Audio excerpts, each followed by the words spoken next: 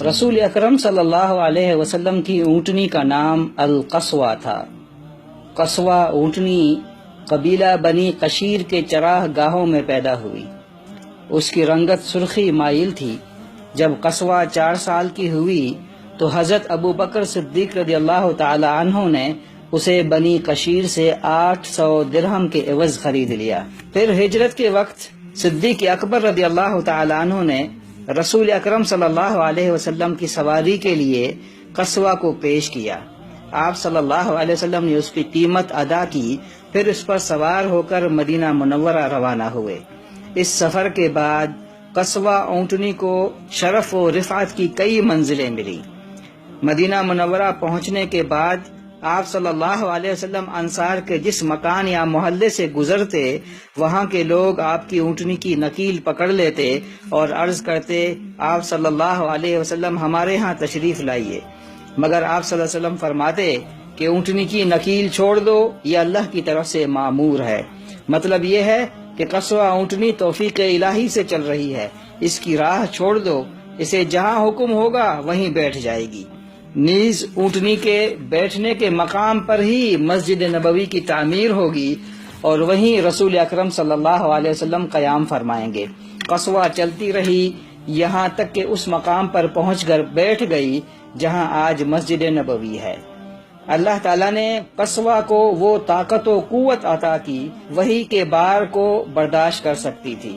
علماء کرام کہتے ہیں کہ یہ واحد سواری تھی جو وحی کا بار برداشت کر سکتی تھی۔ آپ صلی اللہ علیہ وسلم اس پر سوار ہوتے اور اچانک آپ صلی اللہ علیہ وسلم پر وحی کا نزول ہوتا تھا۔ وحی کے نزول کے وقت آپ صلی اللہ علیہ وسلم کا جسم اطہر اپنے وزن سے کئی گنا بھاری ہو جاتا تھا، یہاں تک کہ اس کی تاثیر ارد گرد کی چیزوں پر بھی ہوتی تھی۔ حضرت عائشہ صدیقہ رضی اللہ تعالی عنہا فرماتی ہیں، رسول اللہ صلی اللہ علیہ وسلم قصوہ پر سوار ہوتے اور اچانک وحی کا نزول ہوتا۔ وحی کا اتنا بوجھ ہوتا تھا کہ ہمیں معلوم ہوتا گویا قصوہ کی ہڈیاں چٹک جائیں گی۔ حجۃ الوداع کا سفر بھی آپ صلی اللہ علیہ وسلم نے قصوہ پر کیا۔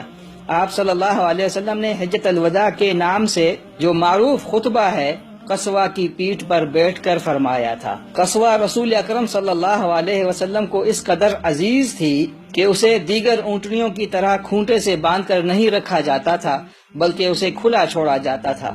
قصوہ کا دائمی مسکن جنت البقیع کے قریب ایک چراہ گاہ تھی، وہاں قصوہ قرب و جوار کی جھاڑیوں سے چرتی تھی۔ قصوہ رسول اکرم صلی اللہ علیہ وسلم کی خدمت میں 11 سال تک رہی۔ آپ صلی اللہ علیہ وسلم کی وفات جہاں تمام صحابہ کرام کے لیے عظیم صدمہ تھا، وہاں قصوہ کے لیے بھی حضور اکرم صلی اللہ علیہ وسلم کی وفات کسی بڑی مصیبت سے کم نہ تھی۔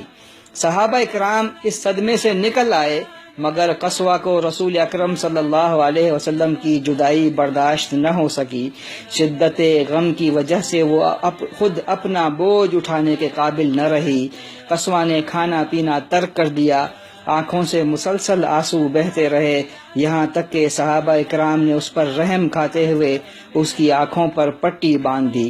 رسول اکرم صلی اللہ علیہ وسلم کے وصال کے بعد قصوہ پر کوئی سوار نہ ہوا۔ پھر حضرت ابو بکر صدیق رضی اللہ تعالی عنہ کی خلافت کا 1 سال پورا بھی نہیں ہوا تھا کہ قصوہ بھی اس دنیا سے رخصت ہو گئی۔ لا لا لا لا لا لا لا لا لا